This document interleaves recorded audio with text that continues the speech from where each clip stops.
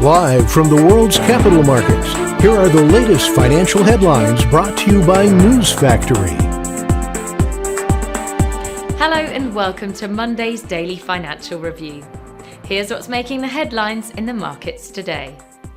Investors should keep an eye on the economic calendar as it outlines pivotal data releases in the coming days.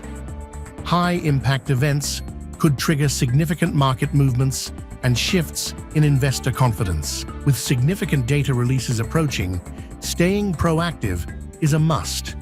Markets may react quickly, so readiness and strategy alignment are crucial. Those were today's major economic events. And now, moving on to world financial headlines.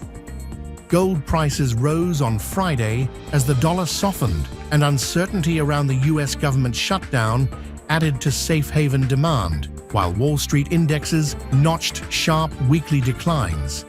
US gold futures for December delivery gained 0.5%. Investors will seek clues about the health of the US economy in the coming week following worrisome labor market reports and technology-led turbulence that has knocked the stock market off record highs.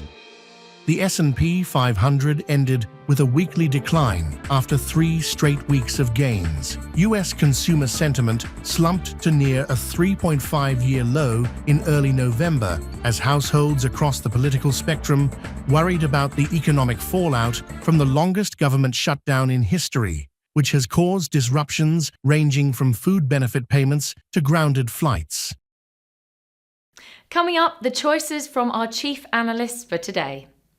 The dollar-yen pair made a minor upwards correction in the last session, rising 0.2%. The stochastic indicator is giving a positive signal. The Bitcoin dollar pair corrected downwards in the last session, falling 0.1%. The CCI is giving a positive signal. The Aussie dollar pair made a minor upwards correction in the last session, rising 0.2%. The ROC is giving a positive signal. The oil gained 0.3% against the dollar in the last session. The Williams indicator is giving a positive signal.